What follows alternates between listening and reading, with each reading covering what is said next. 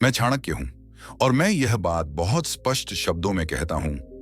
अपमान को माफ किया जा सकता है, लेकिन भुलाया नहीं जाता। जो व्यक्ति अपमान को भूल जाता है, वह अपने भविष्य को दूसरों के चरणों में रख देता है। बहुत लोग यह कहते हैं कि भूल जाओ, आगे बढ़ो, लेकिन मैं कहता हूं, जो भूल गया वह फिर कुचला जाएगा। अपमान केवल शब्द नहीं होता, अपमान एक संकेत होता है। यह संकेत बताता है कि सामने वाला तुम्हें किस दृष्टि से देखता है। जिस दिन किसी ने तुम्हें हल्के में लिया, तुम्हारी उपेक्षा की, तुम्हारे आत्मसम्मान को पैरों तले रौंदा, उस दिन उसने तुम्हारी परीक्षा नहीं ली, उसने तुम्हारी स्थिति बताई। और जो अपनी स्थिति नहीं समझता, वह नीति नहीं बना सकता। मैंने अपने जीवन में राजाओं को बनते देखा है और राजाओं को मिटते भी। एक ही अंतर था, जो अपमान को याद रखता था वह इतिहास बन गया, जो भूल गया वह उदाहरण बन गया। अपमान का स्मरण क्रोध के लिए नहीं होता, यह बदले के लिए नहीं होता, यह जागरूकता के लिए होता है। जो हर चोट को भावना में बदल देता है वह कमजोर है, और जो हर अपमान को रणनीति में बदल देता है वह अजेय है। मैं यह नहीं कहता कि हर अपमान का तुरंत उत्तर दो, नहीं, मूर्ख वही करता है। मैं कहता हूं, अपमान को मन के सबसे गहरे कोने में रखो, जहां से वह तुम्हारे निर्णयों को शांतिपूर्वक दिशा दे। जो व्यक्ति हर अपमान पर तुरंत प्रतिक्रिया देता है, वह अपने शत्रु को अपना नियंत्रण सौंप देता है। और जो व्यक्ति अपमान को याद रखकर मौन धारण करता है, वह समय को अपना हथियार बनाता है। समय सबसे क्रूर भी है और सबसे न्यायप्रिय भी। मैंने देखा है, जो आज हंसता है वह कल झुकता है, और जो आज चुप है वह कल निर्णय लेता है। अपमान यह सिखाता है कि किसे कितना महत्व देना है, किसे कितनी निकटता देनी है और किसे सिर्फ दूरी। जो व्यक्ति सबके साथ एक जैसा व्यवहार करता है, वह राजनीति नहीं समझता। हर व्यक्ति तुम्हारे जीवन में एक भूमिका लेकर आता है, कुछ सिखाने के लिए, कुछ परखने के लिए और कुछ तुम्हें तोड़ने के लिए। जो तुम्हें तोड़ना चाहता है, उसके दिए अपमान को कभी मत भूलो, क्योंकि वही अपमान एक दिन तुम्हें वह शक्ति देगा जिससे तुम अपने लिए सीमाएं खींच सकोगे। मैं यह नहीं सिखाता कि घृणा पालो, घृणा मन को गंदा करती है, लेकिन स्मरण मन को तेज बनाता है। याद रखो, जो तुम्हें अपमानित करता है वह या तो तुमसे डरता है या तुम्हें रोकना चाहता है। कोई भी व्यक्ति बिना कारण अपमान नहीं करता। अपमान हमेशा कमजोर स्थान पर वार होता है, और जो अपने कमजोर स्थानों को नहीं जानता, वह राज्य नहीं चला सकता, चाहे वह अपने जीवन का ही क्यों ना हो। मैंने चंद्रगुप्त को राजा बनाते समय एक ही बात सिखाई थी, जो हुआ है उसे भूल मत, लेकिन जो करना है उसमें भावना मत घुसने दे। अपमान को सूची में रखो, नाम के साथ, स्थिति के साथ और समय के साथ, क्योंकि भविष्य में निर्णय लेते समय यही स्मरण तुम्हें अंधा नहीं होने देगा। बहुत लोग कहते हैं, माफ कर दो, मन हल्का रहेगा। मैं कहता हूं, माफ करो, लेकिन भूलो मत, क्योंकि जिसने एक बार सीमा लांघी है वह दोबारा भी लांघेगा अगर उसे अवसर मिला। अपमान भूलने वाला व्यक्ति दूसरों को दूसरा मौका नहीं देता, वह उन्हें बार बार मौका देता है, और यह आत्मघाती होता है।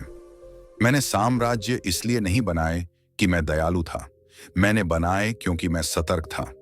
और सतर्क वही रहता है जो अपमान को इतिहास की तरह नहीं, दिशा की तरह याद रखता है। तुम्हारा जीवन युद्ध भूमि नहीं है, लेकिन नीति के बिना यह युद्ध से कम भी नहीं। जो अपमान को भूल जाता है, वह अगले वार के लिए खुद को खोल देता है, और जो अपमान को शांत मन से याद रखता है, वह अपने चारों ओर अदृश्य सुरक्षा घेरा बना लेता है। याद रखो, शेर हर लड़ाई नहीं लड़ता, लेकिन वह हर शिकार को याद रखता है। जो व्यक्ति अपने अपमान को मजाक समझ लेता है, वह स्वयं को कमजोर घोषित कर देता है, और समाज कमजोर घोषित किए गए व्यक्ति को बार बार परखता है।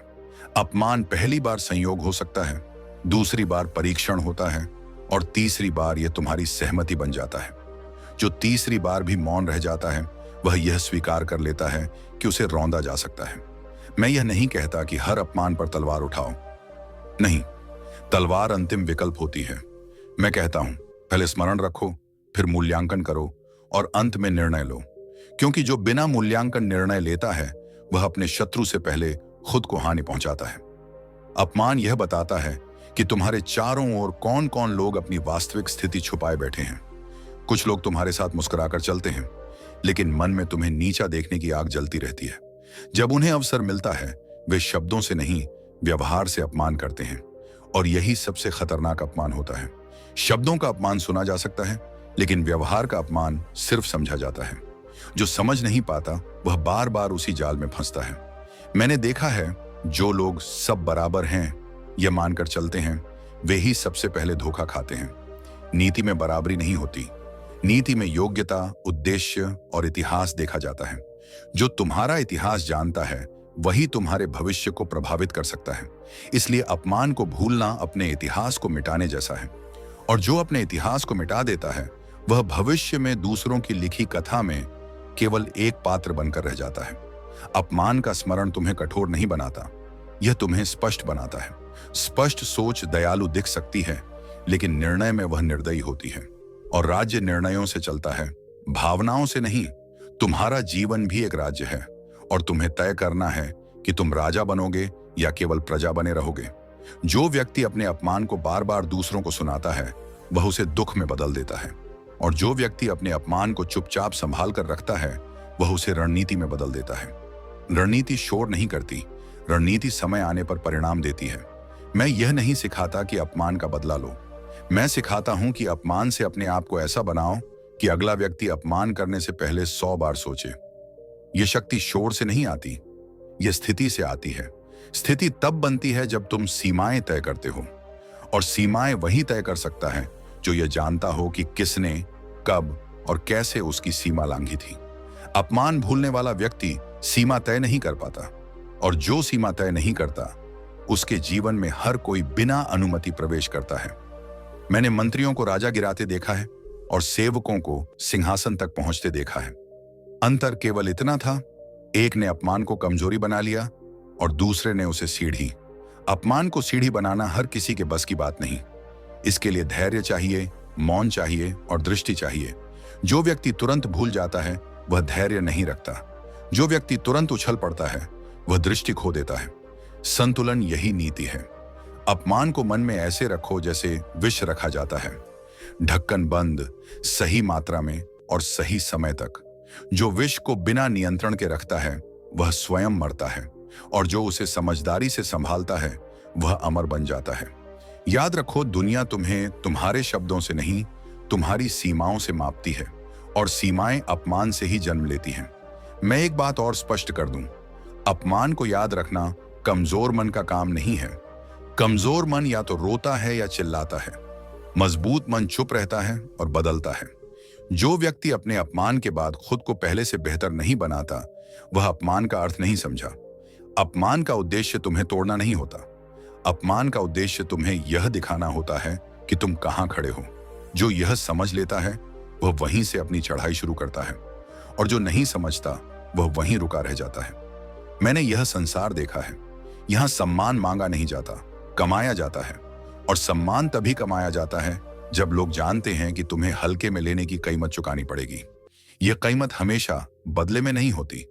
कई बार यह दूरी में होती है, कई बार उपेक्षा में, और कई बार तुम्हारी उन्नति में। सबसे बड़ा उत्तर सफलता होती है, लेकिन याद रखो, सफलता भी अंधी नहीं होनी चाहिए।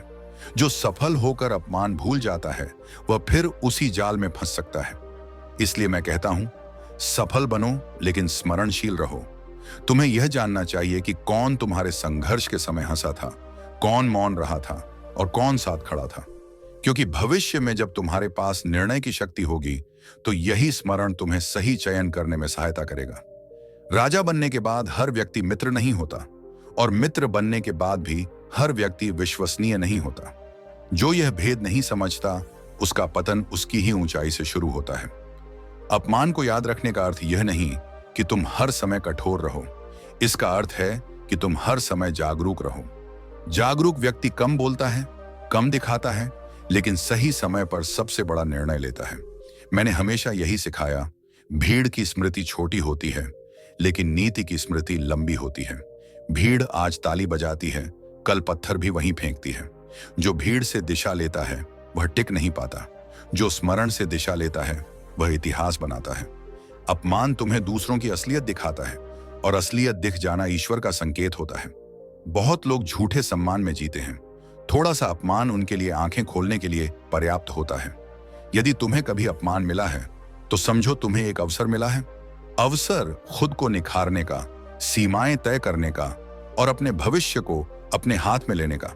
मैं यह नहीं कहता कि अपमान को पूजा जाए, मैं कहता हूं कि उसे व्यर्थ न जाने दो। जो अपमान से कुछ नहीं सीखता वह जीवन से कुछ नहीं सीखेगा, और जीवन किसी को दूसरी बार एक ही पाठ नरमी से नहीं सिखाता। अंत में मैं तुम्हें यही कहूंगा, माफ करना सीखो ताकि मन हल्का रहे, लेकिन याद रखना मत छोड़ो ताकि बुद्धि तेज रहे। क्योंकि मन हल्का होगा तो तुम चल सकोगे, और बुद्धि तेज होगी तो तुम गिरोगे नहीं। यदि तुम्हें यह ज्ञान केवल शब्द नहीं लगा, यदि तुम्हें यह बात कहीं भीतर चुभी है, तो समझो यह वीडियो अपना कार्य कर चुका है। और यदि तुम ऐसी ही नीतियां, ऐसा ही कठोर सत्य और ऐसा ही जीवन बदलने वाला ज्ञान निरंतर पाना चाहते हो, तो चाणक्य ज्ञान को अभी सब्सक्राइब करो। क्योंकि यहां मन को बहलाया नहीं जाता, यहां मन को तैयार किया जाता है। यहां कमजोरी को सहलाया नहीं जाता, यहां शक्ति को जगाया जाता है। मैं चाणक्य हूं, और जो सुनना नहीं चाहता उसके लिए मौन ही पर्याप्त है, लेकिन जो समझना चाहता है उसके लिए एक नीति पूरा जीवन बदल सकती है।